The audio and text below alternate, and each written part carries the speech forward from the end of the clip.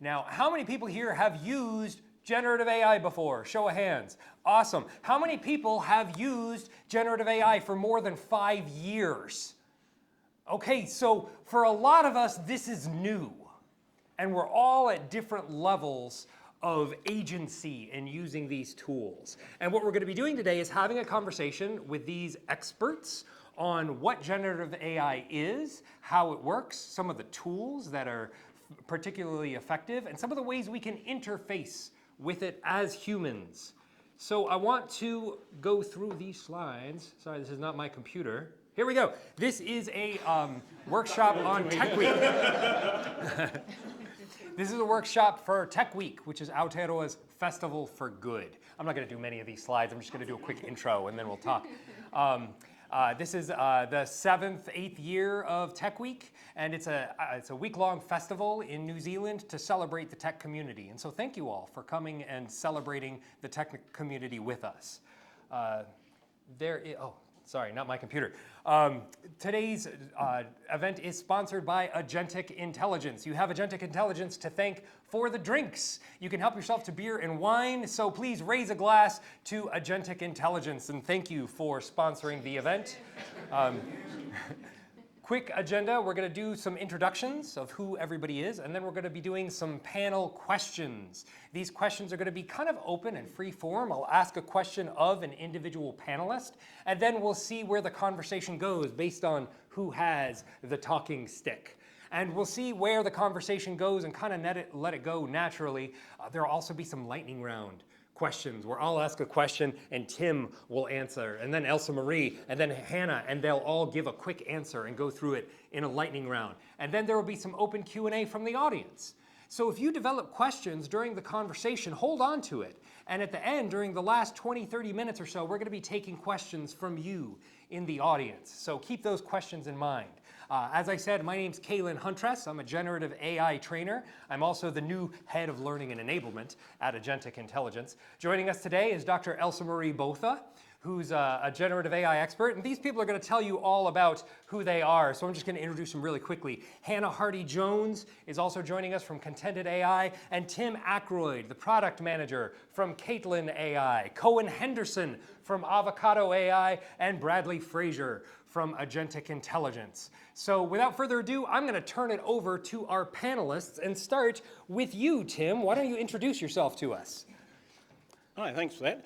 I'm Tim. I'm the product manager at Caitlin AI. So we're what's known as a RAG solution. So normally when you chat to ChatGPT, you're sort of getting all sorts of information back, but our chatbot is based in a sort of knowledge-based repository. So we can work with a company to grab all their data, all sorts of data, videos, audio, PDFs, pilot through our sort of ingestion pipeline, and then you can talk to it and you get answers back grounded in reality.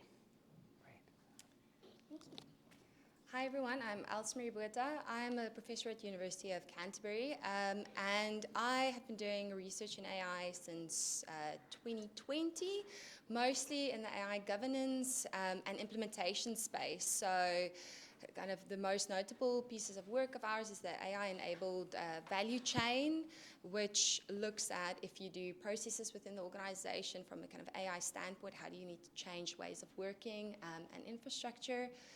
The CARE framework, which is around AI governance, AI implementation compass, which really looks at the people and change side of AI implementations.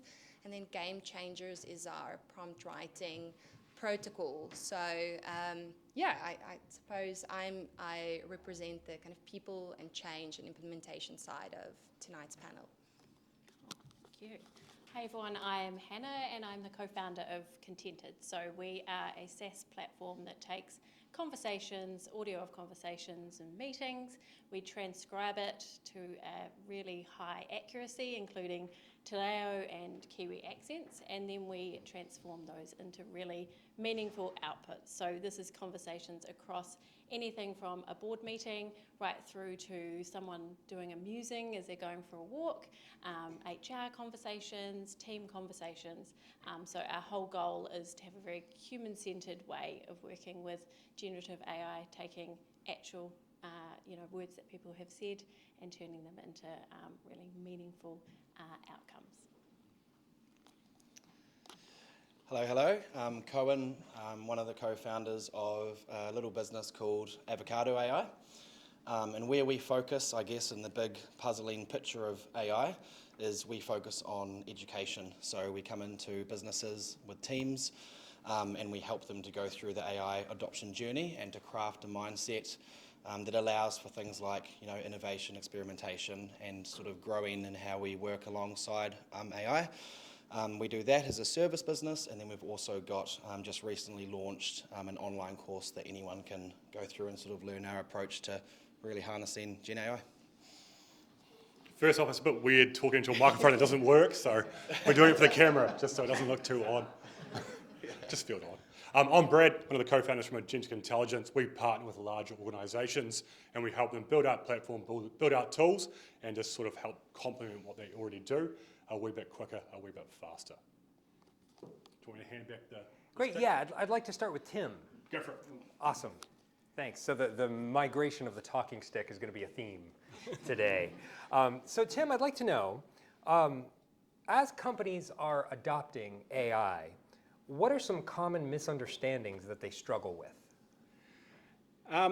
Well, I think at the moment there's a lot of hype surrounding Gen AI, and we see a lot of sort of people hyping it up. And I think the misconception is that there's actually quite a lot of work embedding these sort of new ways of work into a business.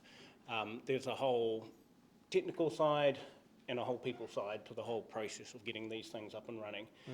From my perspective, I'm more on the sort of technical side rather than the people side, but I think people sort of go and, with some tech projects, it's, one and done, but with a Gen AI project, it's an iterative, constantly learning, constantly changing process, and you're always tuning up your implementation to get it better and better. And I think, like a lot of businesses sort of don't quite have that sort of understanding of like the ongoing work when you're used to a normal sort of technical implementation. So the iterative side of that, can you say more about that? Well, I think when you get when you're prompting something, there's always, you can't, like for our products, it's a RAG solution, so it's a chatbot based in reality, but we can't cover the whole gamut of every single question that's going to get thrown at it. So there's always, we're always watching the logs, there's always people trying to break it, there's people asking weird questions we didn't expect to be asked. So you've got to be, okay, this person's asked this weird thing, we're not getting a satisfactory answer, we need to get more content, maybe to sort of, so we can answer that question satisfactorily, or maybe we need to tune the prompt and, refuse to answer that type of question. So it's all that sort of ongoing sort of follow-up work that sort of comes along with these things. And I just think, businesses sort of think, it's a, magical silver bullet, we can sack all our coders and replace it with agent mode on VS Code, but, there's a lot of work involved with getting these things up and running. Yeah. And associated with that, you've also got to think about how you calculate the ROI for a business, particularly how can they value this work that's coming in, and how can they see it sort of, shifting the needle for companies. I appreciate how you said there's a technical side and then there's a people side of it. Elsa Marie, do you have any insights on the people side? What kind of misunderstandings do people have? Yeah, I think, when we roll out these systems, we think it's going to be like a normal ERP rollout, which is often fraught with mistakes and challenges as well. And if we think about an ERP rollout, I think the success rate of a digital transformation is 30%. And I think AI is sometimes more difficult within organizations because of the social context of it. So people come to the table with a lot of emotions around it. We are third worst in 52 countries in terms of our trust in AI systems as a public, and we are second last in terms of our negativity, second last in terms of our positivity towards AI in general as a public. So what I find is the people in this room and the people in the rooms that we usually talk to are gung-ho and it's amazing and this is going to change your life and this is next best thing since sliced bread. But then when you try and roll it out, you get all this resistance and people don't understand why. So I think for me, the lessons are that people think that if they put Copilot on, they have AI and they've done AI, which is not true. The second is that AI and all the new advances in AI is going to allow people to leapfrog good data infrastructure. So a lot of companies that have invested in good data infrastructure are reaping the benefits now, but other companies think that we can just plug these in and they're just creating more spaghetti systems. And then absolutely the people piece of it is just that change piece. Nobody's spending time on the change because they think that OpenAI, Google and Microsoft are going to solve the UI so that everybody's just going to use it in the way that they want to use it. Mm-hmm. Yeah.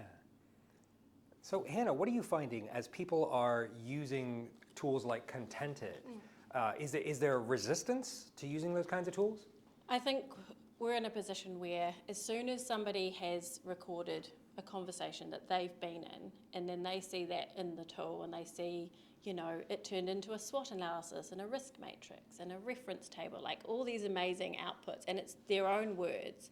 I think because our tool only looks at the transcript itself, so it's not creating more, it's not connected to anything else, it's got no other context. So that conversation is just literally those words. So that creates a huge amount of trust because there isn't that hallucination side.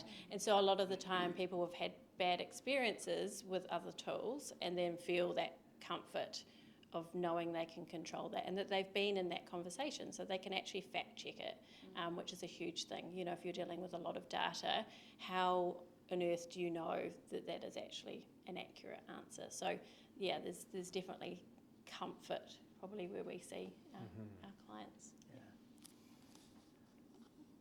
What about you, Cohen? Do you notice any misunderstandings that people have when they begin your training sessions that you help them to recalibrate during the training sessions? Yeah, I think there's always a mix of people in the groups, right? There's always the people that are really excited and they've been spending the last year tinkering themselves. They're kind of the AI champions within a business. And then there's the kind of people that understand that it's pretty cool and they should be looking at it. And then you've got the skeptics or the people that have maybe tried it a little bit, thinks it's crap, and then haven't tried again, So what we find is that when you throw all of those types of people together in a room and take them through a journey, they all help each other in various ways. Because it's important to have the skeptics in there too, because sometimes they challenge things in a way that the real AI champions wouldn't slow down and challenge, if that makes sense. So I think the silver bullet thing is a big one. We've seen a lot of companies just turn on Copilot and hope for the best. Some of them have had horror stories because of that.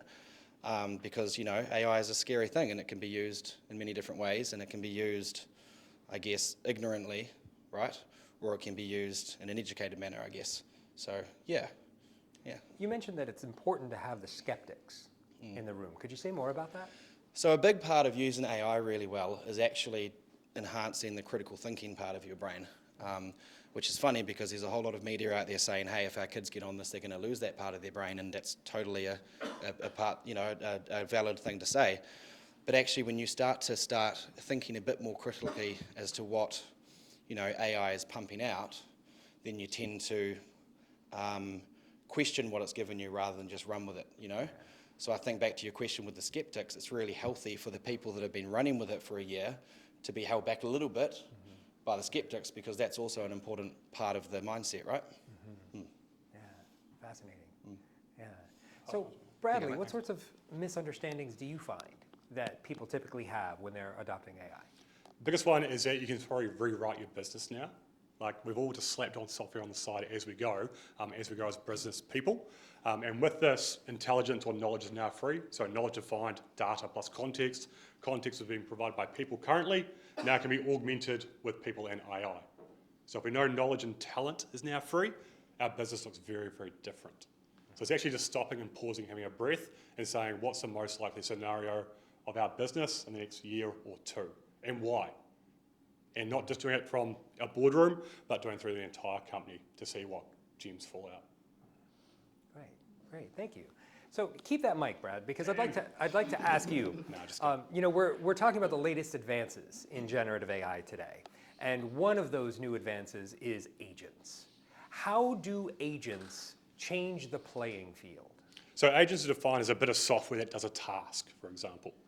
What we've observed in New Zealand as opposed to our international clients is New Zealand's not quite ready for agents, where someone goes away and does a task on their behalf. They want a wee bit more viewability or observability of what's actually occurring, and they adopt this trust but verify approach. I trust it, but I just want to check to make sure it did the right job.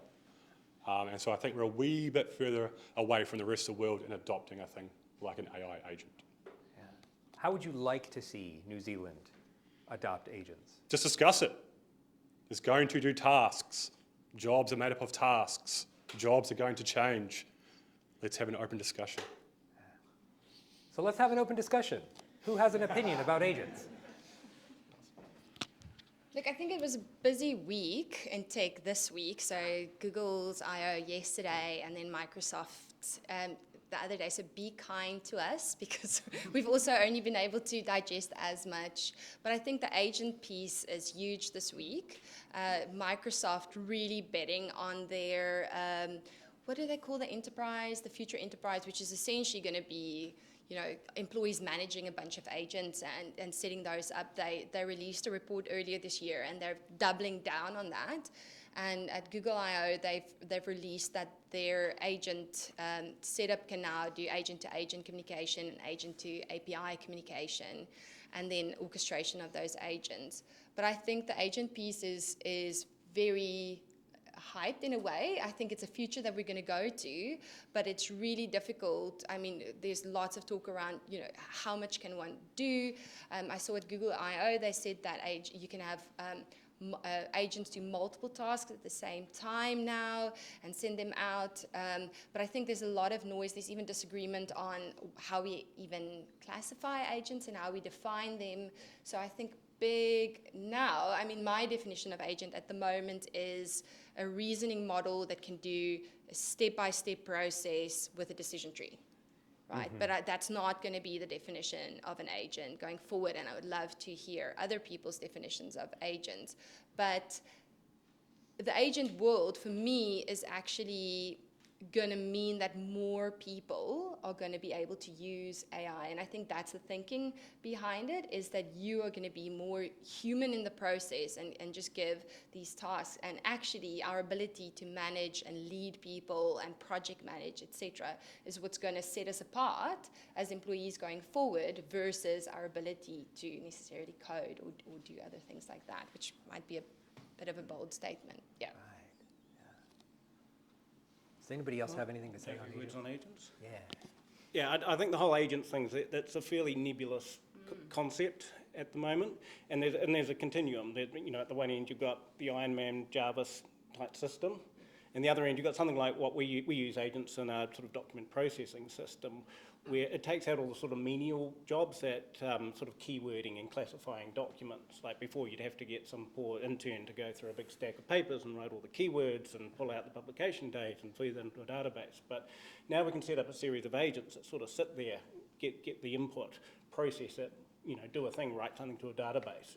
And I think that's a good sort of starting point. Find those sort of little menial tasks that don't take a lot of, fairly sort of low intelligence tasks, I guess. Mm-hmm. And then, work your way up to a Java system in the future. Mm-hmm.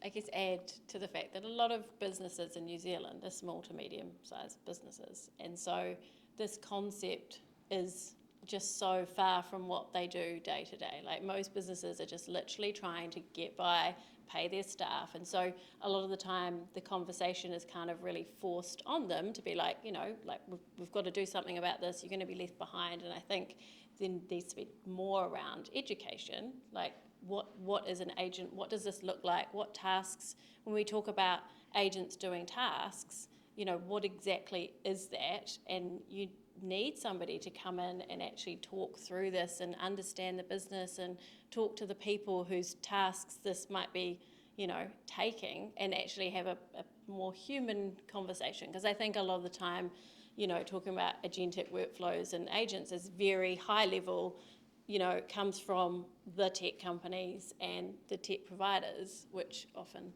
isn't overly helpful, I think, for everyday businesses. Yeah. I appreciate what you said about the need for education there. And Cohen, I'm curious, what are the common characteristics that you see in the leaders of companies that are early adopters to AI? Yeah, so we've been thinking about this a lot across our client base because you can get some really interesting insights. So I'd say the first one is simply curiosity. So I'm not sure if you've seen, but the World Economic Forum put out a skills map, a prediction for 2030. And curiosity was in the top right-hand quadrant, which is core and growing. So if anyone wants to find that, find me on LinkedIn. It's a few scrolls down. I think Michael Jury posted it and I reposted it, but anyway. I divert. So curiosity, where was I? So yeah, curiosity. And so the first off thing is curiosity themselves. So typically they've spent some time, they've played with ChatGPT, they kind of understand a very basic level at least as to what's possible. They've watched some videos, they've done that sort of thing. And then, they then, I guess, rub off that curious kind of attitude on anyone that is learning how to use AI within their business as well. So the first one I think is they're curious people. I think the second one is empathy. Empathy for two reasons. The first one is that it's really important for any business experimenting with AI, say ChatGPT, say you've got your team seeing what they can do with ChatGPT. It's really important to create an environment where it's safe to fail, because the only way you get better at using these tools is if you try something and it doesn't quite work and you figure out why it didn't work, and you share that with people in your team. So creating that time to experiment and the time to fail is really important. And I think that's quite an empathetic sort of leadership style. I think the second lot of empathy is when you're actually looking at an overall, okay, so my board have said to me, AI is the top priority for this year. What does that mean? Okay, I've been bombarded with ads for tools, so I probably need to go and look for a tool. Okay, they get a tool and they put the tool in. I think what's common amongst our clients, which is kind of obvious because they're our clients, they've put budget aside for their people, to invest in their people as well. This AI thing is pretty scary for a lot of people in a lot of positions, like a lot of people in a lot of positions. So by investing in your people to understand more about it, you're helping them to not feel left behind, be a little bit less scared as to what actually is coming and where we're at. So there's that. I think the next thing is focus. So it's very easy to get very excited about all the areas in your business that AI can help. And typically what we find when people go through our course is that, throughout, the course, they're focusing on just 2 or 3 key problems that will really help, and they're just doubling down on that, So a lot of people get so mind-boggled once they learn all these areas that we could improve things, starting with a couple of areas. And then the last thing I'll just say is they're naturally a little bit cautious as well, because there's been some horror stories since day dot when AI came out. There's been horror stories, etc. So I think they're cautious. So they're thinking about the risks in their business. They're thinking about what data they hold. They're thinking about the Privacy Act. They're working with someone to come up with some kind of framework to actually allow safe experimenting of AI. Mm-hmm. So I think curiosity, empathy, focus, and caution.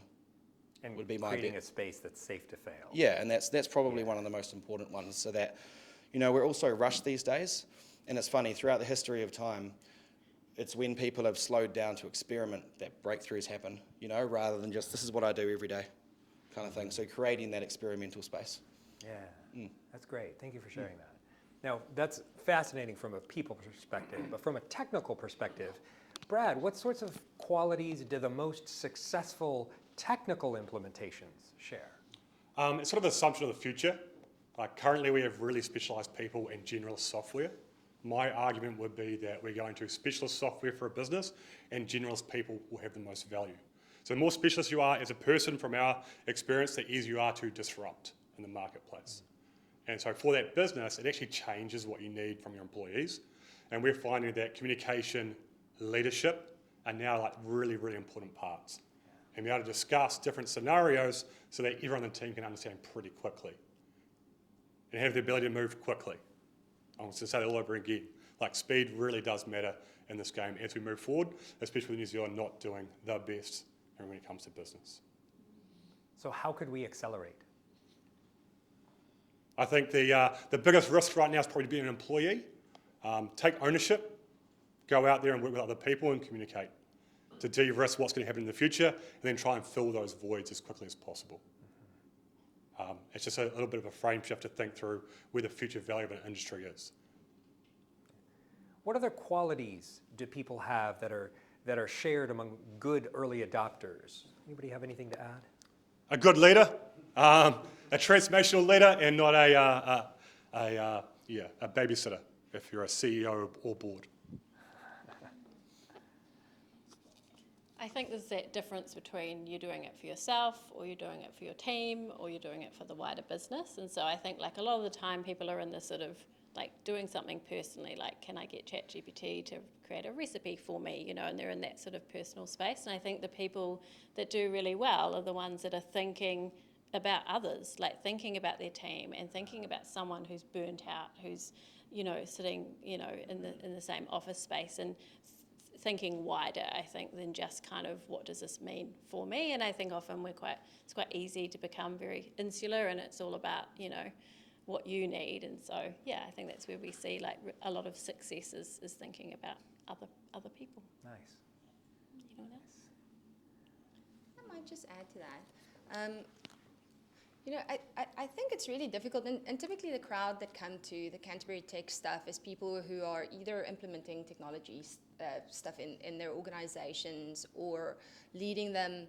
And I think it's really difficult because you're in a time where you're going to feel a pinch because you probably know more about AI in general, not just AI, than a leader, but the leader needs to make some key decisions around it. And I think there's a lot of upward management that's happening at the moment, but there's also a lot of downward pressure on leaders. And at the same time, Hannah and I were talking about this earlier, there's this massive amount of news and information that leaders and middle leaders need to constantly digest around AI. So leaders are feeling incredibly overwhelmed. They're getting pressure from boards and from SLT teams to make decisions, and they're making these decisions in the dark, not only because tomorrow's the next update, you know, change is happening so fast, but also it's well outside of the scope of their expertise. Good leaders are the ones that then trust in a diverse team to come up with a solution and build an infrastructure, etc. The experience that I've had with some of the clients that we work is really, you know, it plays out always the same. It's a leader that's kind of gung-ho, and this is what we're going to do, and it's the next thing.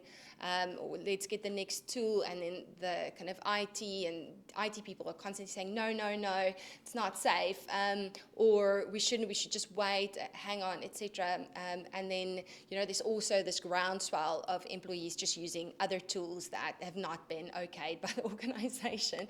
You know, and it's navigating within that space. So it actually requires leaders. I think Cohen's description of the type of leader that's needed is really somebody that is, it's almost more follower leadership than it is our traditional view of somebody that needs to have all the answers and make all the decisions. It's absolutely that.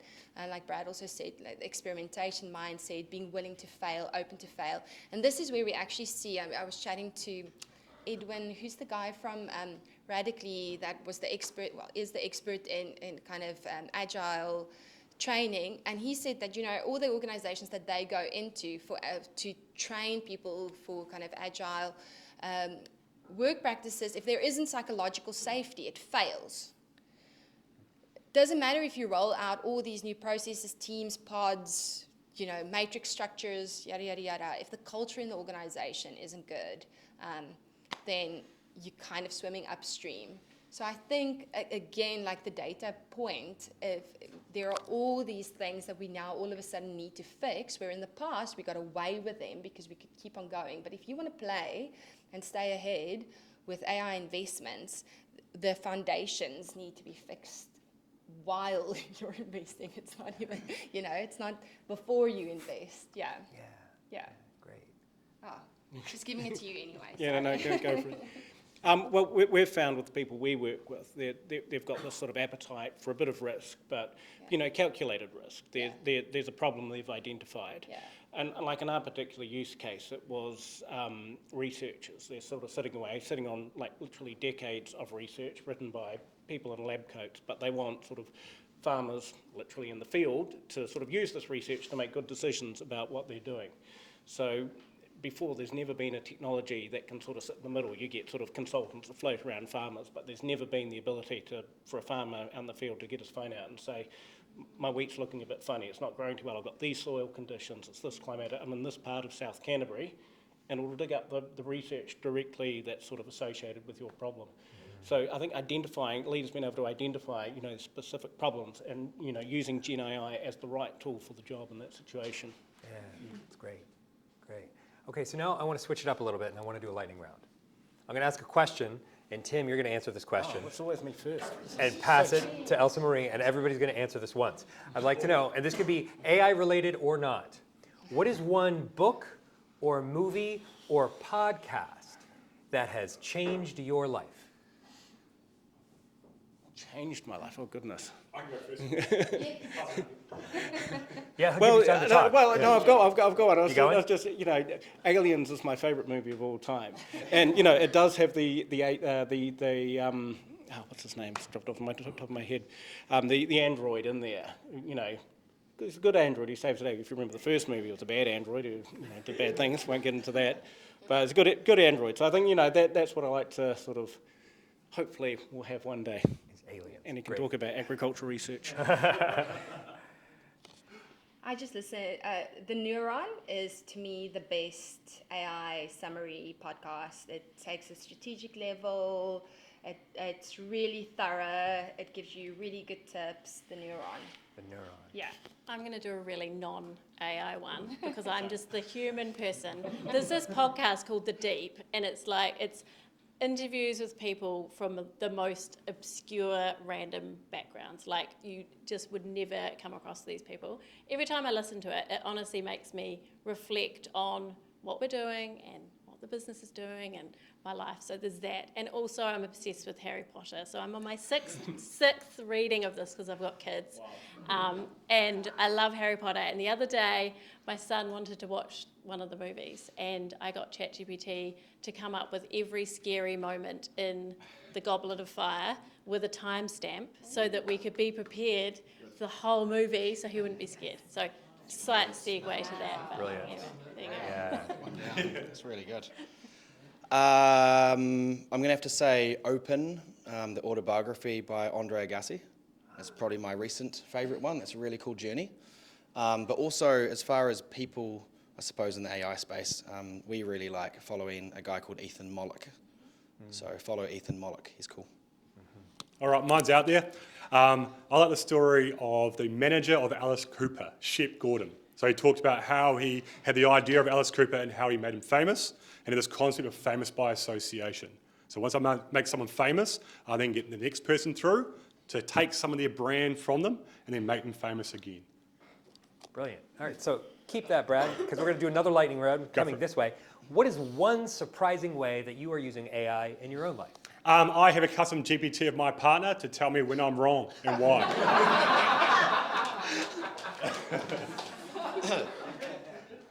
Does it hallucinate much? No. It just says I'm always wrong. That's great. I use the camera mode on advanced voice mode on ChatGPT heaps. I'll very embarrassingly put it up at the gym and get it to comment on my form.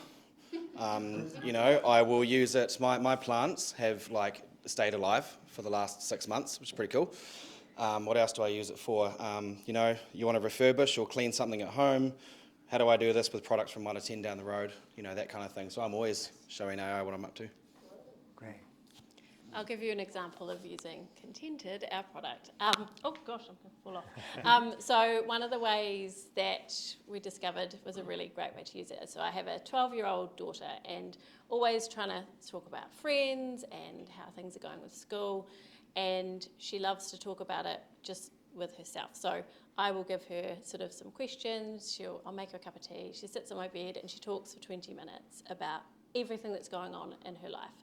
And then we put that through Contented, and we press the buttons and we draw out her struggles, and we look at a SWOT analysis of my parenting. That's an actual thing, and I'm like, wow. And it's completely unbiased, it's completely objective. So I never feel it's just her words. Like, I can't judge what she said. So it's a really amazing way to use that with her. And then the other way, a great way of using ChatGPT, currently you might have seen, is turning your kids' drawings into actual images, and it's amazing. So my son does tiny little like war stories, and there's just so much going on, and then being able to take a photo of that and then ChatGPT turning that into like an amazing image, and he's just like, it's what I dreamed it would be. So that's a really cool way to use it too. Very cool. I can't get more than good out of my two boys, so maybe if we get contented. Just a plug for Hannah. Their company has been nominated for a Tech Award for next week, so good luck Tomorrow. for that. Tomorrow. Yeah. God.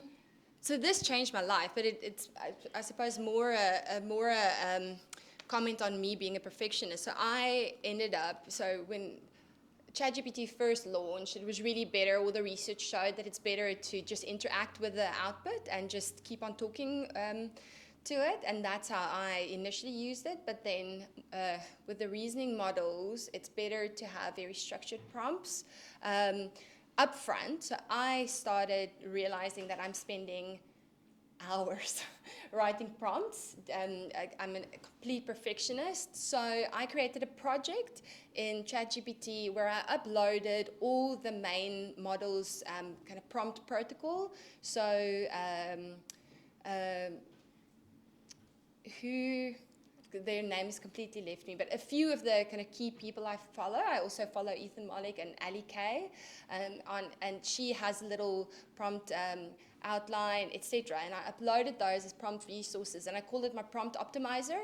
So I now just have all of that in the background, and then the actual outcome of that is a good prompt, and then I use that prompt in all subsequent prompts. So I have a little prompt optimizer GPT based on research from these big models. Clever.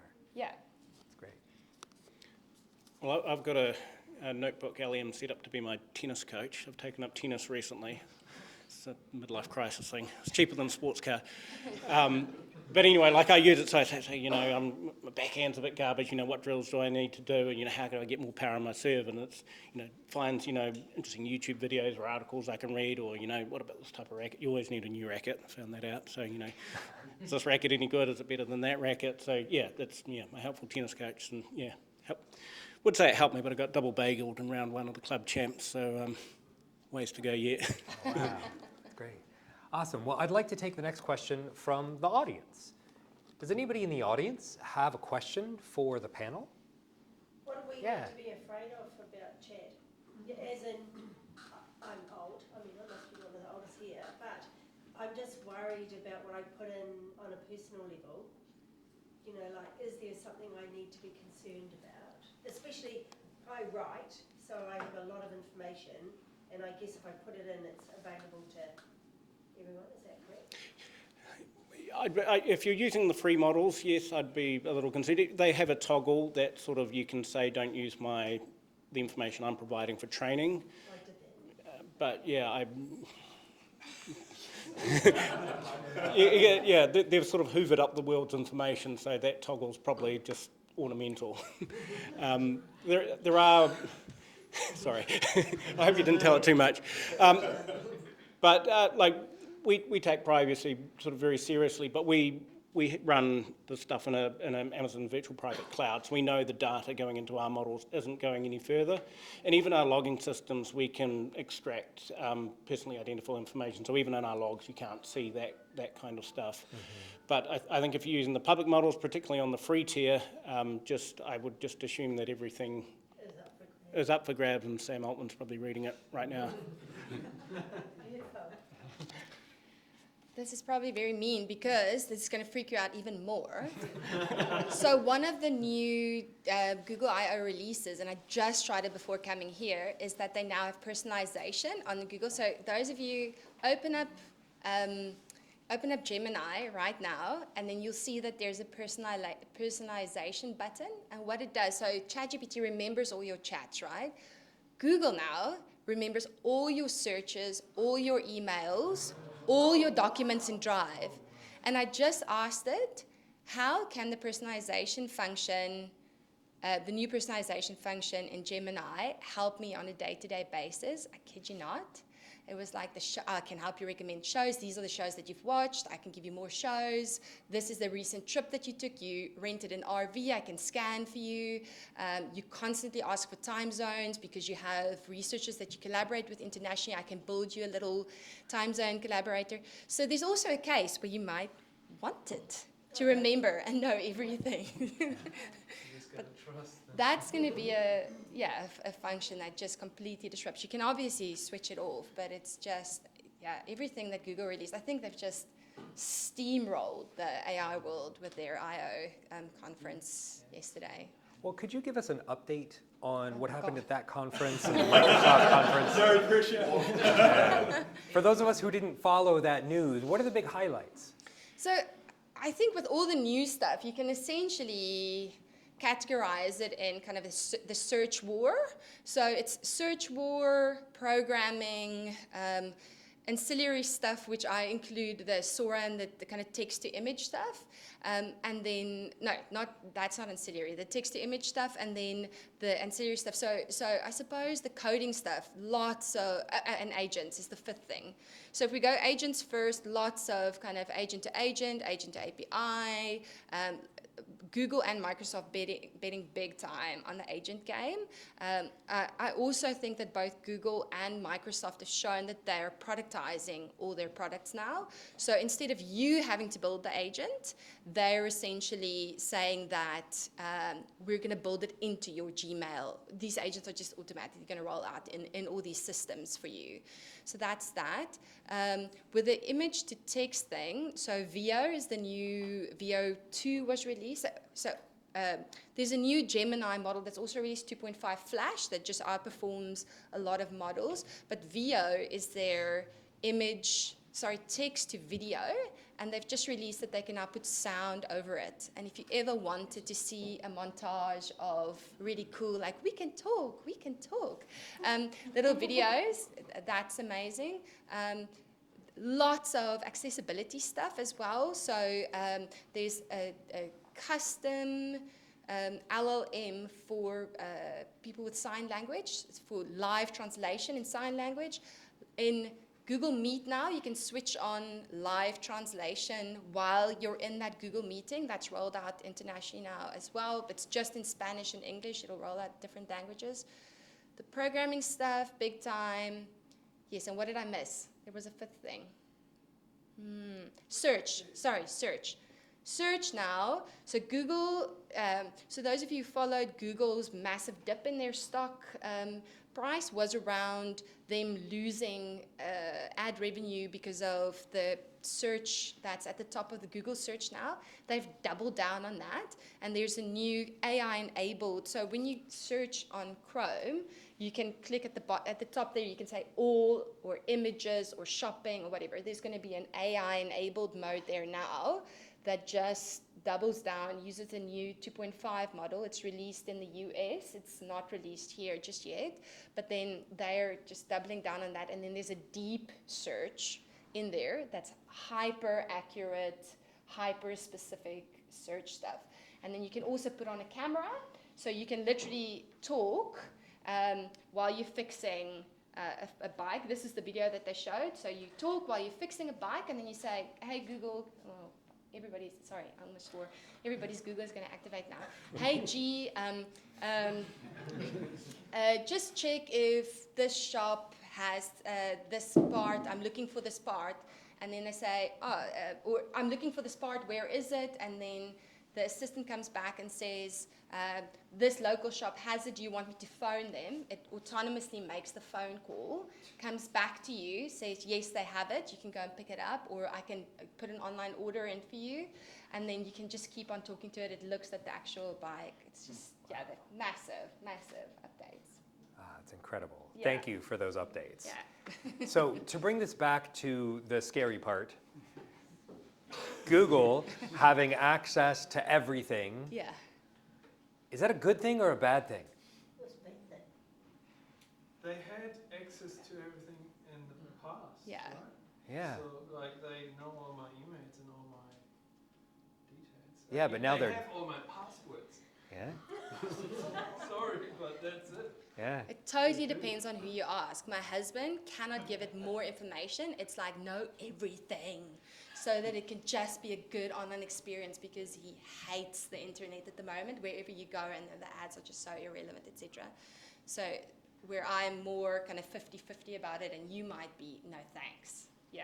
I'm like some of the information, but not all, like my Kardashian and my all of that, maybe no, I don't want the AI to know all of that, but anyway, yeah. Sorry. Yes, sorry. I think there's also the personal choice. Like, I think it's like these tools aren't rolling out and it's compulsory for everyone to use them. So, you Yeah. make your choices and go, I don't want to use it to write a book. And then someone else will be like, I want to put in 50 books and plagiarize and write a new book. And, I think that's a big part of it. And I think a lot of the fear often around AI is this is happening to us and we are all going to be, like robots as well. Like, it's just, there is that choice. And I think a lot of people, one of the things I always refer to is, the CEO of Zoom, like their whole vision is that you'll never have to attend a Zoom meeting because your avatar will do it for you. And how amazing is that? And my thoughts are that maybe there's 1% of the whole population that would want that to happen. So these tech companies are building tools that they think are just fantastic, but the actual users at the end, like, we are the consumers and we make the choices of what works for our lives. Talk to that. I'll go a wee bit different. We've got products in the market right now for CEOs of charities. We've cloned their likeness, cloned their voice, and actually go to Zoom meetings as their AI avatar because they can't spread the word. Charities are cash poor. They want to spread the word, so that's how they get leverage. If you think about where it's all going, it's hyper-personalisation. And you share that data to get a better customer experience. Can I have a quick show of hands? Who here doesn't have a Facebook profile? Cool, so we all share data already. So I'd say look at the actual reality as opposed to thinking about a utopia.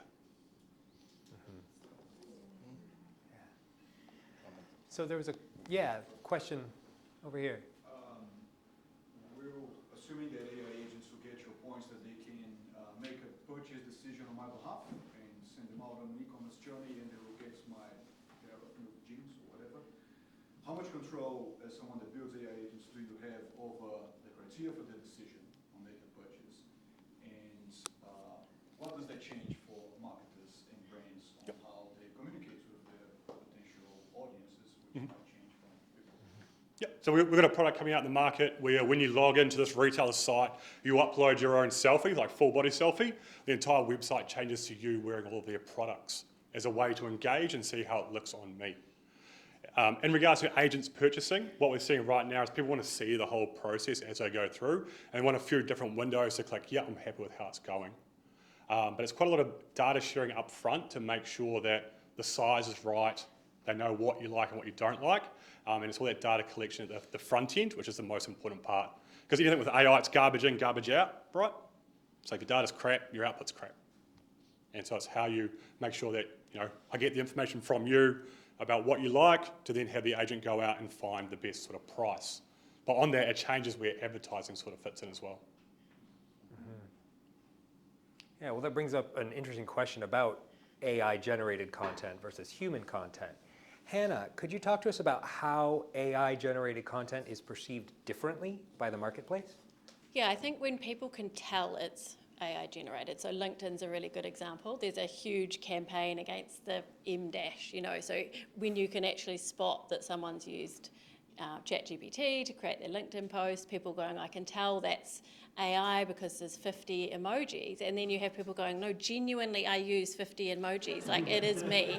So there's like this real sort of interesting, particularly with like social media content, where people are trying to purposely look that they're not using AI. So maybe they use ChatGPT, then they're asking ChatGPT to make this sound so not like ChatGPT and include 3 different, errors. So that there's this, so the perception, I think, particularly on LinkedIn, is that there isn't an appetite really to read people's AI-generated LinkedIn posts, which arguably is valid. It's not really a very long post. And when it comes to Imagery, for example, I think people are, becoming more excited about that, and the idea of, advertising and all those things. Like I think people are a lot happier with that because they can kind of assess it and go, well, that's an amazing image, and I know I generated it, but it's, it's still pleasing. So there's a real range, I think, of how people perceive it. I think from our customer perspective, I think because it's based on an hour conversation, so if you're writing a board report comes out of a 2-hour board meeting, people are happy with that content, even though it is AI generated, but because it's based on something very authentic. Whereas if you just prompt a tool and it spits out a response, I think that's where people feel like it is slightly cheating. I think that's where it would sit at the moment. Yeah. Cheating. Cheating. It's a great word for it. I have a quick word for that because it's actually research that we did where we interviewed Hannah as part of the participants. Sorry, I'm not allowed to say that. Aren't you? No. She's completely anonymous and she would never be. No, but you didn't say this, Hannah. But fake flowers was the analogy that was used. It was more in terms of equity and diversity in AI generated content. But somebody used the analogy fake flowers. It's beautiful, but something's off about it. I think it is a time and space thing. I do think that the new reasoning models are more human in their writing, and that's exactly what Google is promising with this new Gemini personalization, that it writes like you because it's trained on you. So it's essentially a RAG solution over your Gmail. But it is an interesting space because we're just seeing, in scientific research, there's this massive influx of 5 words that the tools always use. It's innovative, something else, and we just see the number of papers being submitted to journals has skyrocketed, and they're littered with these words, but it's near impossible to identify or to accurately tell that somebody's used AI. And also, false positive is also a huge issue. So it's an interesting space. Yeah. Lots of questions. Yeah. Question over there. My question's around quality assurance. So garbage in, garbage out is okay if you're talking clothing. What if an organisation has like critical information, say standards, I thought Tim was Yeah. So obviously there's a massive burden getting the data, all of their documents to be up to date, accurate, complete, relevant, to load it in. So that's one obviously big burden that I'd like to hear about. And then you've got the tool, but then how do they manage the quality assurance coming out? So if you put in a manual and a process, who checks that that process is actually good if it's for critical infrastructure? How do you manage the quality assurance of things that are put in to make sure it's accurate coming out? Yeah, great. Yeah, well, we're not sort of managing critical infrastructure as such, but it is important, like in the agricultural setting, that we're providing farmers with the right information. If they spray a field and ruin a crop, it's going to be a very expensive exercise for them. So we spend a lot of time sort of tuning the model and working with subject matter experts, because I don't know anything about arable farming. Well, I know a bit now, but 6 months ago I knew nothing. So we'll ingest all the content, and then we have the client will generally supply like a set of training questions, a dozen odd training questions that they think the model should be able to answer. We'll set everything up, tune the prompts, generate some answers, but it'll just be a smoke test. We'll just check they sort of seem, sane. And then we'll send them back, and they will rewrite those answers with a ground truth. And then we can actually use AI to evaluate how closely our answers matches the ground truth, which will give us sort of an accuracy score. And then from that, we can tune the models to make sure we're sort of hitting that accuracy level across all answers. So it's a substantial piece of work. Yes. In and out. Yep. Yeah. And it is very much, garbage in, garbage out, and we'll get people that will try and ask it questions that aren't in the knowledge base, or so we, that whole process is to flush all that stuff out. But we've also got the the standard mechanisms you see everywhere, the thumbs up, thumbs down, and a little way of reporting, because there might be an old article that's been superseded. We're building more tools to try and identify contradicting information within knowledge bases without having to sort of manually go through and read 2 decades worth of agricultural research. And citations, yes. every sort of factual nugget we give has a little citation that goes back to the original source article that that little nugget came from. Yeah, I was going to say, when we build workflows, we build it with the assumption that X% is going to be wrong, and it's called the march of nines to get them more accurate. So if we always start with an assumption, we can build in what we call compliance agents that will look at the input, the reason, and the output, then say, first pass, good or bad. And then we put it into a database once it goes through, and we do what's called async. So at night time, we go through the entire database and run through another call to make sure our advice was given out. The surprising part for us was that government loves it, because you can't pry into someone's brain to say, what the hell were you thinking when you gave that advice? But there's an audit trail now. And with that audit trail, we can then make things better. What did you say that march was? The march of nines, so 99.99999 in regards to accuracy of output.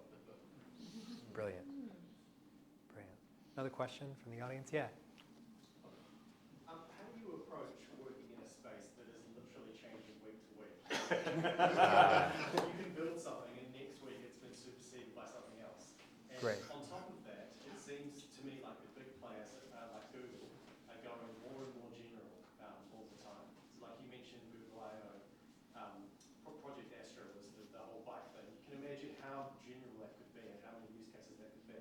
Yeah. For example, what happens when Microsoft Teams builds a transcribe feature that can record a meeting and do the things that AI is doing? It can. How do you approach this? Yeah. Question is, how do you approach an industry that's changing so fast?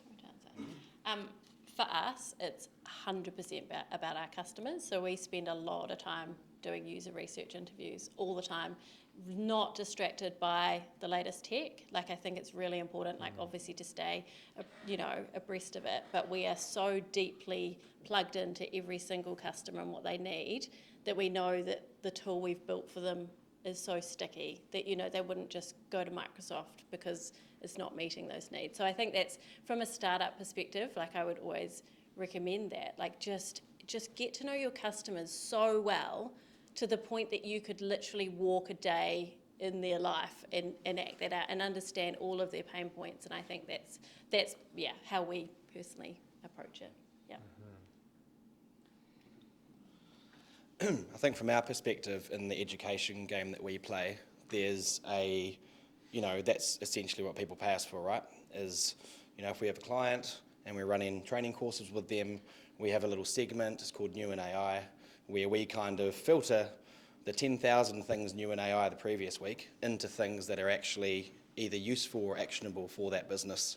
It's not a shiny tool from overseas or whatever. It's relevant to what we're teaching them, but then we're continuously just, I guess, every week updating them on new relevant things, because there's a lot of hype, like we've talked about, and there's a lot of news, and every single social media and everything is filled with it.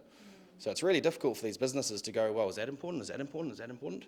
So I guess that's where our responsibility is to build that trust with our clients so that we are giving them the filtered version, I guess. So there's a little bit of clarity in the world of unclarityness at the moment. Love it. Whatever the word is. We're picking up some good tips. So the first one is, AI is like drinking from a fire hose, and sometimes your teeth get knocked out. It's just life. Yeah. And the second one is have strong views loosely held. Have a strong view of whatever your industry might be, and be marching towards that direction, but no, you're going to have to tack and jive a few times to get there. And like for me, I'm going to say something that everyone's going to gasp at, but that's my role. I think software will be free by the end of the year. So if software is free, what actually matters in business? How quick can I deploy a solution so that I can help a client and help a marketplace? For example, we had a call with an international company. We deployed a solution in 2-3 weeks to get it out to see if it actually makes dollars and cents. Because we can pontificate about a lot of things, but if I'm putting dollars and cents in your pocket, it's a good sort of signal if things are working or not. So speed of deployment, and speed's going to be really, really important as we go through. But yeah, OpenAI and Google will probably wreck your startup, but that's just life. So just move fast. Great. Another question. Yeah. I had a follow-up question to the question that we already discussed now. So the solutions were mainly coming from a business owner standpoint, from an entrepreneur standpoint. But if if we look at the other side from an employee standpoint or general masses, what's going to happen with the future of the job landscape? And to build a context to that, there was a recent trend or a graph that was shared across the social media that the entry level and the intermediate level jobs for software developers have almost dried up, and it's starting from the west now. Like, they can hire a senior or an architect engineer, and then he can work with AI agents and then get the job done. So what happens to all these recent college grads, and what happens to all the entry level and the intermediate engineers, and what next in the future? Like, how does the masses cope with this sort of a pace, which we have never seen in the past? Yeah, what is the future of work for employees? All right, so it's another industrial revolution. Go back and look in history. It doesn't repeat, but it does rhyme. Where it went for brawns in the last industrial revolution, it's now going for brains.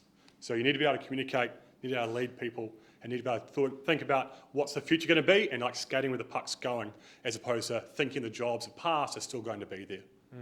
Longer term, weird and wacky and cool in new jobs. Shorter term, probably a wee bit of disruption as we go through. And the jobs that we may have wanted out of university may not be there, just because of our size, but also our change.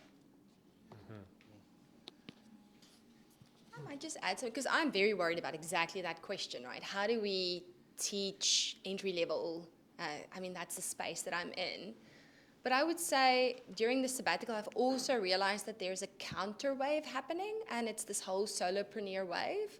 And it's all geared towards young people riding the AI wave, making money by themselves, generating lots of flexibility, etc. So I do think I completely agree with Brad. I think short term there's going to be a lot of disruption, but at the same time there's this massive.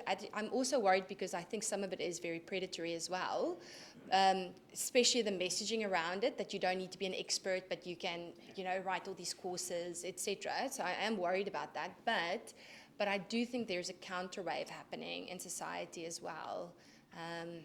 It's an interesting space that I think we'll see playing out. So as companies start adopting AI, Elsa Marie, how should a company adopt AI? Should it be from the leadership top down, or should it be from the frontline workers bottom up? I think 2022, 23, and probably half of 24 was absolutely a bottom up AI thing, where most leaders were playing wait and see. There were a few kind of running ahead. That's shifted now from a top-down imperative, but it's probably both. If we really look at use cases where AI is working, it's not because there's been organizational communication use this, or even the CEO using it, showing people how to use it. It's when trusted influencers or trusted leaders within teams use it to make real difference. There's behavior, there's a kind of co-learning in teams, etc. So I would say you need both of them. But I would say that our research has shown in digital maturity work, where you look at when organizations invest in capabilities and infrastructure and in their strategy, and if we've mapped it across various outcomes. During COVID, we mapped it against resilience and response to COVID. We've mapped it against the AI stuff, and every single time having a clear leadership vision and strategy is like a completely overarching variable that trumps everything. So I would say that, I think many organizations have been slow, leaders haven't taken that role, but really what we need from a top down is clear vision, openness, everything that the panel has said tonight, and willingness to engage, willingness to experiment fast, and without that, there isn't going to be a successful rollout, but it's absolutely being used from the bottom up as well. Mm-hmm. Yeah. Cohen, do you have anything to add there?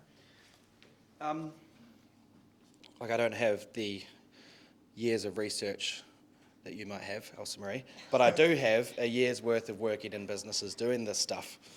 And I think it's a bit of a mix, like the culture thing that someone mentioned, that's so important, having that culture where it's okay to fail, and having that culture is really important, but there definitely needs to be that clear leadership. So when we work in businesses, often we'll run a pilot group, and the pilot group will be a mix of people throughout. So it'll be a couple of the leaders, it'll be a couple of middle management, it'll be a couple of whatever. And as far as a pilot goes to kind of test, I think that goes really well. And then you've got, a group of AI champions at every level as you go and roll out education to the rest of the business.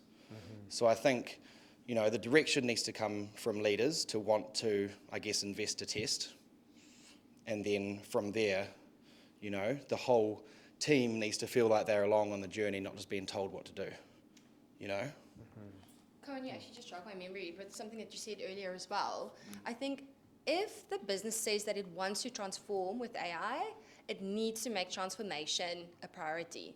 Too often, and I think this is also the role of leadership, too often these tools get added onto a busy day and a full day already. And it happens in transformation initiatives as well, where we say, we're going through this massive digital transformation, but hey, you also need to do everything you used to do. But also we're going to make some money in this way as well. So I think if we don't make space for the experimentation, for the playing around with the tools, for that rest that Cohen was talking about, then it just doesn't work. Yeah. I really like that, making the space, and it's a fantastic suggestion, Cohen, having a team of people from different levels of the organization, because then it spreads those learnings through those different levels. Yeah. That's fantastic. Let's get another question from the audience. Yeah.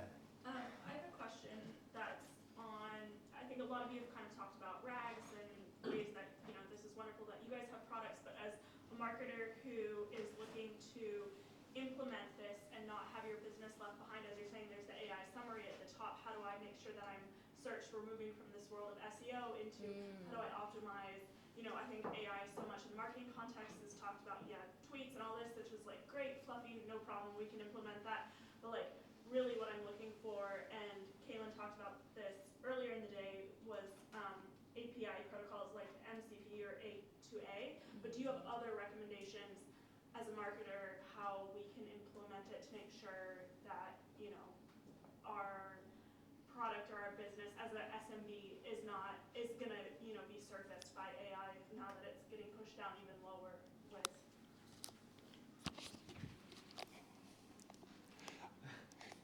Big one is, what does the future of marketing look like? And think about what's the probability that 99% of content on social media will be AI generated by the end of the year, and then work backwards.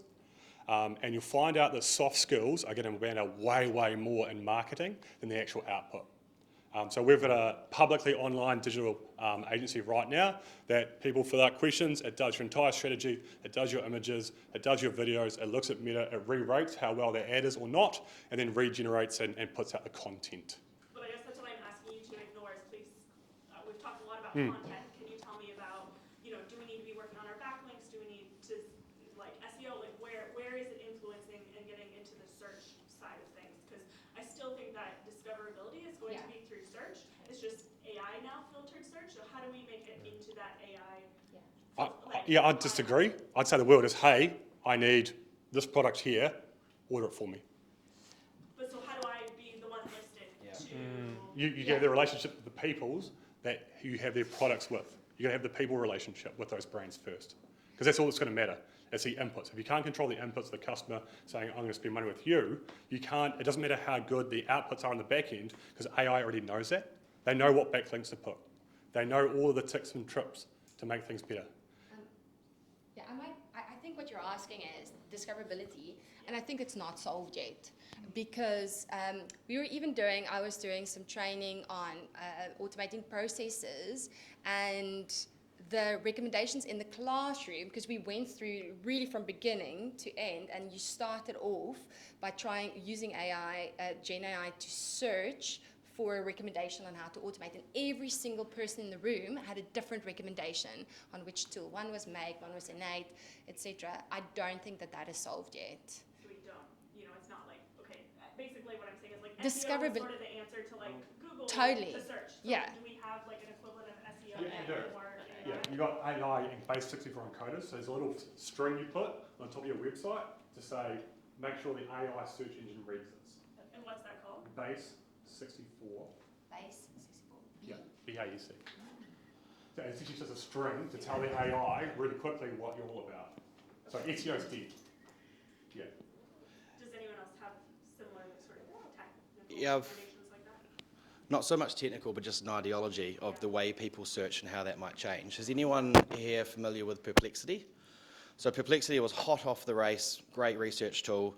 You know, now I'd argue that Perplexity and ChatGPT is just as good, but they did this test over in the USA for a bit. I don't know if anyone else knows about this, but so the way Perplexity works is you put in a question, gives you the answer, and then it gives you suggested follow-up questions. So they tested with a whole bunch of businesses, and rather than bidding on AdWords, you're bidding on the follow-up questions. So that's just something they trialed. I don't know if that's a thing they're carrying on, but because people are going to be asking things more in question-based potentially, like, this is X, Y, Z about me, what kind of bike should I have? You know, so then how do you get in front of those people with those questions and then the follow-up questions? So I don't know what the outcome of that trial was, but I do know that they trialed it for a good couple of months. I do have a perspective on this because of my background in marketing. I do feel that instead of going to search, like what product should I get, we may find a resurgence of influencer-led content. Because Walden's Instagram account recommended this book, I'm going to go and get this book. I don't want the best one, I want the one Walden recommended. So that's a way to end run around the search game, is to go through the influencer chain. What if you start in Perplexity though? I think that's the question. If you start with ChatGPT, you start in Perplexity. I'm going to go deeper in it as well. We're like a backup, SaaS software, and so I'm like, okay, you type in what are the top backup SaaS softwares, and it lists off 5 competitors. How do I get into that list? So that's really interesting. We don't know, but I love your theory. I don't think SEO is completely dead. I think what's happening technically in the background, it's using Google search or something similar via API. So your question is being digested and turned into search terms. And then those search terms are run sort of in the background. You're not aware of them, and then it's digging up search results, bringing up a bunch of pages, it's looking at those pages, seeing how they match to your original question, and then surfacing an answer. So I think, I'm not a marketer, but I think if you're performing well in like normal Google search, your page will come up and then subsequently sort of be surfaced within an answer. I mean, our marketing guys are playing around with it at the moment, so I can ask them tomorrow. If you email me, I'll see what they say. That is a problem to have an answer discovered, for sure.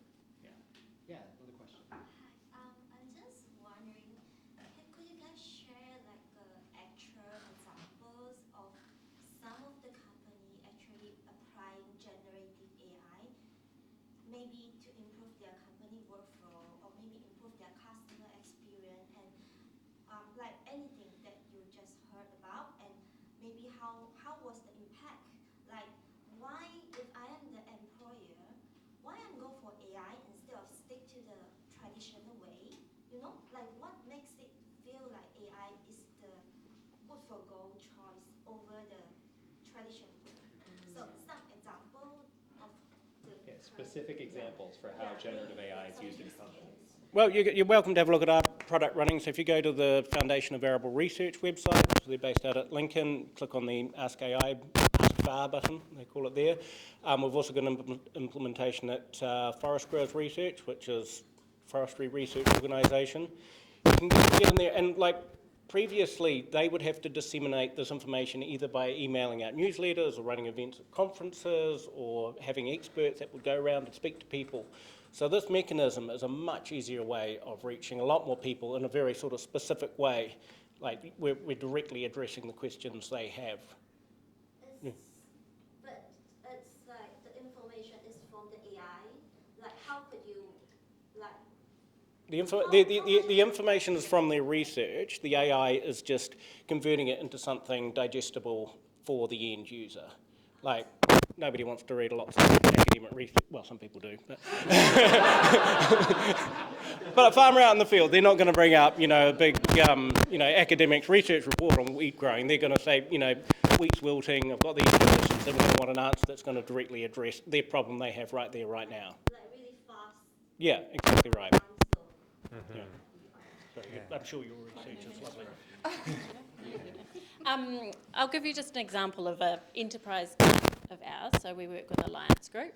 So they have obviously thousands of employees, and when we look at the really key use cases, it is literally every conversation they have in that business on a daily basis. And so some of those things are a change process that they usually would do. It would take them 2 weeks to create a change management canvas. It's a really large document full of lots of different conversations. And so one of the ways they use Contented is we built it so that they just literally put all of their meetings in and they press a button and this change management canvas appears. And so like that's a really clear, you know, these teams of 4 people that would take 2 weeks now spend 10 minutes, which means they can just go and impact so many more things. And then there was another instance there where they had somebody who was deaf, who worked in the production environment, who'd never ever felt part of a meeting before because she couldn't hear. So now the fact that a summary and an analysis and all the things she needs almost immediately after a meeting, it means that she can actually be part of the environment and her job satisfaction and all of those things. And so I think a lot of it is not just productivity and time saving, but it's actually just improving people's interactions with each other and the way they communicate, which is really exciting. So just a couple of cases. Yeah, I could rattle off a lot, but just some, I guess, some recent ones. A finance client has built his own custom GPT for each of the banks, and then he tests his applications against it prior to sending it to the bank, and his pass rate at the bank is steadily increasing. If you know anything about mortgages, your pass rate at the bank really matters. If you get it really high, you know, they'll just start flying through your stuff. Another client in digital marketing uses a custom GPT to analyse organic posts and performance and suggest tweaks, and she was saying that it's often picking up little things that she's late night, she's doing the thing, it helps her with that. Some of the more interesting ways people are using it in some of our businesses is, for example, role-playing a difficult conversation with an employee to make sure that if you're not an empathetic leader and you recognise that about yourself, you can tell AI about this person, about the problem that you're having the conversation with or whatever, and just role-play a bit. And then the reports back are that those kinds of meetings are going much better because not everyone is empathetic, let's be real. Yeah, so that's a couple of ways. Yeah. I worked with a client, they had about 100 staff. We worked with them for about 18 months. They found that of their 100 staff, they had 27 in the head office, and they needed to pay their frontline workers a lot more. So their company now is 5 in the head office. It has gone from that 27 down to 5, and they took that money to give down to the frontline workers so they could pay them significantly more. The other flow-on effect is we 10x their profit in 18 months. So that's probably a pretty good way to sort of describe how it can change it. Because to be quite frank, if they couldn't take the money from the head office and give it to the people on the ground, they actually couldn't hire the people. They just the math just didn't work. This spread across the entire country. So that was the only way that this business could really be a lot more aligned. And the way we did it is we had a look at how many meeting minutes they're spending per week. And I've got a theory, the amount of progress in a business is inversely proportionate to the amount of hours you spend in a meeting. And so we just took all the meetings. Yeah. All right, so let's do another lightning round. So starting with you, Brad, Okay. everybody's going to answer this. What is one practical tip that members of the audience can use right away? Just take a photo of your fridge, take a photo of your pantry and say, what should I cook for dinner? Look at the output, and then think about the time you just saved and all the problems in your brain about what to cook for dinner, and then start to think about how do I apply it in everything else I do? How do I save seconds? How do I save minutes? How do I save days? And apply it for what you do each day. So this is particularly useful for my brain type, but I really struggle. I've got a lot of ideas, a lot of big picture stuff, and I really struggle to get it all down on paper in a way that someone else can read it. And I was going to comment on the AI writing. Oh, anyway, I won't go there. But basically what I'm trying to say is talk and dictate to it more than typing, because as humans, you know, if you're catching up for a mate, you'd probably prefer to do it in person so you can chat, not just like send an email back and forth. So it's the same sort of thing when you use an AI. If you can just openly, you know, describe what you're after or that kind of thing and get away from the keyboard, that would be my tip that I've been sharing for the last month probably. Anyway, yeah. Totally agree with that. And also it means your prompting is just quite natural because you're just describing it, whereas when you type it, I would then also, onto that is using the, I don't know what we say, the talk back feature in ChatGPT. So you can choose your voice and actually have a conversation. It can be quite irritating, but actually is quite useful if you're in the car and you just are wanting kind of like a strategy chat and it's going back and forth. But for kids, it's amazing. So my kids will go and just talk to ChatGPT. Like my son the other day was like, you know, ChatGPT, what did the All Blacks have for their, you know, lunches when they're training? And, you know, it's just chatting back to him. And it's like those conversations, like he likes to talk a lot. That's quite useful because he can just chat and learn. And yeah, so that's probably a tip there. I know everybody in here probably knows Notebook LM, but I too don't like to read academic articles, actually. I struggle with my eyes. I can't read if I'm on the computer even for a few hours. So everything now, I do AI voice, text to voice. So even just in Chrome, if you open up an article and you click on the hamburger sign at the top, you can say, read this to me. But if there's lots of articles that I need to read, I pop them in Notebook LM and I get audio notes, and I just say how detailed I want it to be. I say I want it super detailed, but then I also say, explain how this impacts my field and what potential research we can do with that. And Notebook LM has a new feature with mind mapping, so it auto-generates a mind map for you, which I find, I'm a visual learner, so I find that incredibly helpful. So as little as possible that I can actually read on a screen versus listen to is how I use AI. I think my tip would be to learn prompting. Like when I first started using ChatGPT, you know, you can type some stuff into it, you get good answers back, I think you're going pretty good. But when you sort of start diving into prompting, it is actually an art form. I sort of started seeing all this prompt engineer stuff and I sort of poo-pooed it a bit. But you dig into it, there's a lot of nuance to writing a good prompt, and it really does affect the quality of the answer you get. So it is worth persevering and spending a bit of time to learn how to do it right.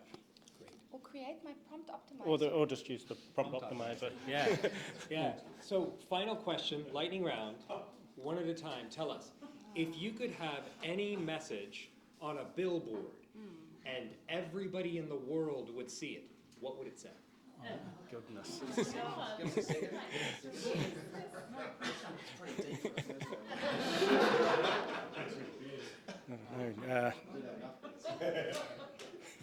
I really don't know. Beware the coming apocalypse, you know. Yeah, stock up on canned goods and potable water. Mine is probably the opposite, because I think, and it was to the question earlier around, you know, everything's moving so fast. I think we're in such an echo chamber. The people who follow AI, like all my news, all my social media, everything is AI, and I feel like I'm drinking from the fire hydrant. But as soon as I just go out of that circle, I realize that the world is moving much slower than that. We're here, and you know, the rest of the company, the people are really, really. I mean, I feel overwhelmed by AI often, if not every day. So everybody else is feeling like that. So for me, it's almost the like calm your farm would be on the on the billboard. It's going to be okay. Intelligence is not the only thing that changes businesses. There's so much. There's infrastructure. That's why when the electricity came out, it took 20 years to really change the factory line. So it is going to take longer. The short-term change is going to be much less than we think it is, but the long-term change, like the famous quote, is going to be way more than we think it is. Holy shit, I almost fell. Really sorry. Anyway. Mine would be put down that pen and use contented. Oh. Nice. My brain is in so many different places of my brain right now. Promote avocado. Oh no, I know that, but we have got a billboard going up soon actually. But anyway, yeah, actually, we do. Thank you. Very exciting. No, I would say stay curious, stay critical. I think those two things. Is this the last lightning question? Yeah. I'll just say, remember, we are a monkey on a rock hurtling through space. That's great. Great. So one last Cheese. Awesome, great. Let's give a round of applause to our Panelists, everybody. Thanks so much. Great. Now I'm going to invite the panelists to go and get a drink while I share just a couple more slides with all of you, because we're going to wrap up today. Today's event was sponsored by Agentic Intelligence. Agentic Intelligence provides 3 big services. We do AI training, AI consulting, and AI platform development. And if those are areas that you need help, then you can talk to me or to Brad. We'd be happy to talk with you. We've got a bunch of happy clients that we can talk with you about, and some other happy clients that we can't talk with you about because we're under NDA. We do have a 2-week AI training program, which can help a team to improve their generative AI skills. We've got 3 different ways we can deliver it. We've got 3 90-minute workshops. We can deliver a 6-session series or a 12-session series. We have a lot of different topics. And I teach these as 90-minute interactive workshops. They're full of exercises and games that gets your hands into the tools to learn how to increase your skills. These can be delivered on site at your location. They can be delivered at the loft right around the corner, or via webinar. And so if you'd like to talk about your AI journey, then come and talk to me and Brad afterwards. And thanks again to Agentic Intelligence for sponsoring this event. You can have another drink and chat with the panelists on your way out. Thanks for coming, everybody.